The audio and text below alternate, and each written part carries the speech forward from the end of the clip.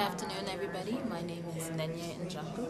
I'm the communications director for the movie Doctor Bello, the cross-cultural movie with Hollywood and Nollywood. We just finished doing the Symposium at Howard University where the producer, Tony Abulu, just fielded some intelligent questions from some eager participants.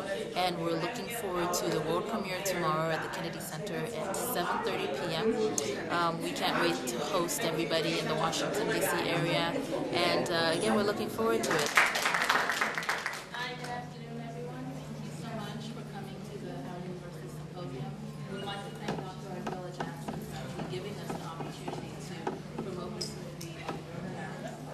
We have the producer here who flew in straight from Nigeria, Mr. Tony Abulu, to my right. And in a second, he'll come and tell you about the movie. Feel free to ask him whatever questions you have in mind. And we hope to also see a bunch of you at the movie premiere tomorrow.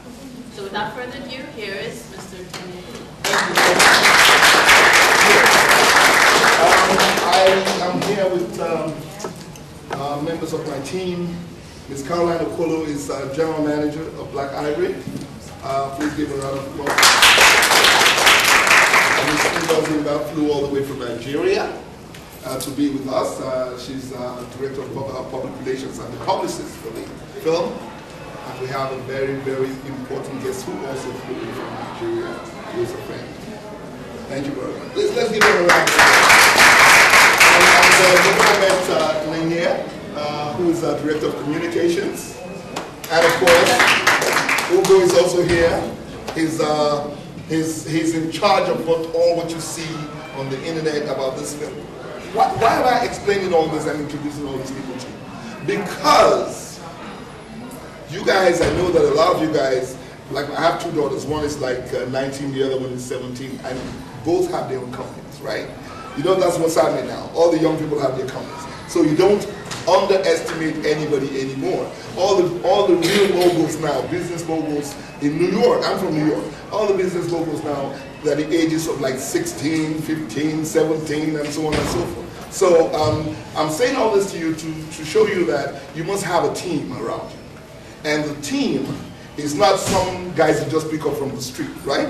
The team are guys you've known for years. So if you start a business now, right, who's your team? You're going to pull from these guys around here. So make sure you don't annoy the women when you're in class. Because when you start your business, in most cases you don't have the kind of funding that you need to get a business going. So what do you do when you don't have the funding? You don't say, I don't have the funding, I can't hire publicists, I can't do that. So let me call members of the class of 2012. And you pick up the phone and call everybody. You must have a team. So this are the ladies that you see here, Ugo and everybody, that are making this Dr. Bello movement a wonderful movement. It's never all about the movie alone. It's always a movement. There's always a reason behind the movie. If you shoot a movie and it's just a movie, then nobody gets to see it. Because people don't understand why they have to see it. In Nigeria, we have over 5,000 filmmakers. 5,000 film producers in Nigeria alone. So in Africa, the whole of Africa, we're talking about a minimum of about 12,000 filmmakers. How many of those films do you get to watch? So there has to be a reason why you watch the films, right? So for Dr. Bello, which is the film we're talking about now, what is the reason? What is Dr. Bello? Dr. Bello, apart from the essence of the film itself, is the fact that you have a disconnect between blacks all over the world, right? There's a disconnection between blacks all over the world. You have African Americans, you have continental Africans, you have blacks from Britain, you have the Caribbean, and so on and so forth. And we never ever get together to talk about issues, right? And how are we going to survive as a people if we don't do that? So as you begin to grow and go in college, and you get out of college and you start your business, you notice that every business has a niche market, right? If you don't have a niche market and you think you just put out your product, and because your product is so good, everybody's going to rush and go watch it. Tyler Perry, everybody knows Tyler Perry, right? I used to know Tyler Perry when he only made plays. And it was very, very difficult for him. You know, he would have all this plays out and screaming on the street, everybody come and watch my plays. I used to know Spike Lee when he started in 1986. And he would come to NYU and force everybody. We had what was called at that time the Black Filmmakers Foundation. And when, after meetings like this and we were leaving, we had this little guy who would be screaming, "You guys come and watch my film. You got to see my film." This guy, it looks funny. And we leave him. And he'll be screaming, "Come back, come back." And eventually we have to come back and watch his film. That was Spike Lee. So in this room now, I see at least 20 top filmmakers that are going to emerge. Right? But what is the main ingredient? You have to understand your culture. You have to understand your diaspora, which is your niche market, and then you got to have a vision, which is global. If you can do that, you will be successful. Dr. Bello has some hidden messages. If you ever get a chance to see, please try to watch it. Hidden messages. I'll give you a hint. There's this little boy, Jewish boy, sick with cancer. His father is extremely loaded. Lives on Fifth Avenue in Manhattan. Makes about $20 million every year. They have one son. He's 7 years old, and he's dying of cancer. Now, think about it. In Africa, if this was in Nigeria, and I'm saying what I'm saying now, and I say to people, think about it, you have a son who has cancer. Guess what everybody will do? You are the one that your son will have cancer. Right? They'll just send it back to me right away. Then I'll say, okay, sorry, not your son, maybe somebody else. Right? But imagine that you have a child and he has cancer. One child. And you have all the money on the planet. You load it. But there's nothing you can do. And your son has been living in a hospital for the past 1 year. This is what Dr. Bello is about. And all of a sudden, your son falls into a coma and he's going to die.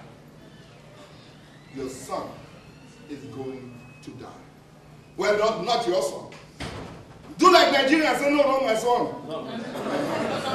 God bless you, God bless you. Say somebody else, not me. So Dr. Bello is a very, very unique story. What you find when people talk about African American is always very negative. Am I right or wrong? When people talk about African American, it's always very negative. Right? I'm standing in front of you like right now, I'm looking like every single one of you. You know why I dress like this? I don't dress like this normally. I'm dressed like this because of you guys. I want to fit in. Yay! So if I sit over there, nobody knows who Tony Abulu is. But the point is this. The way I fit into your world, I wanted to show you I can fit into your world and fit into your world well. I can also come into mine. And hopefully you can fit into my world. And when I say, Kilo, look what's here. You want Now we are lost, right? We shouldn't be lost. What I'm trying to say to you in other words is this. The world is your oyster. You cannot leave Howard University, which is one of the, if not the most respected black university on the planet. You cannot leave this place and not know that you are African.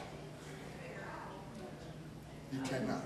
If you leave Howard and you do not know you're African, guess what happens to you? You're going to be looking for a job as an American. And right now, you know there are no jobs in America. Every single movie I've made, I get my funding outside America. Dr. Bello is $1 million. If I walk up to Spike Lee and say, Spike, can you loan me $20,000? Void in my face. Right? If I walk into Citibank, I have this movie idea, so fantastic. It's about this doctor. Next thing I know, void. So where am I going to get $1 million in America? Where? Where are you going to get? By the time you make your movie, probably $2 million, $5 million. Lose hope. No more movies. Because you can't get it. But how many of you know that the Nigerian president just dropped $200 million for movies? Everybody now is Nigerian. Yay! Right? Everybody's now Nigerian. Why? Because you can go to Nigeria, have a script, work with a Nigerian filmmaker, and get $1 million to make a movie. And you make your movie, you're the next Spike Lee. Right? And all of a sudden, all your folks that live way down south, you can walk up there and you're like a big shot. You stroll into Harlem with your Lamborghini, or what type of car? Your Bugatti, right? You're a big shot. But if they ask you, where are you from? I'm from South Carolina. Fine! You're from Nigeria.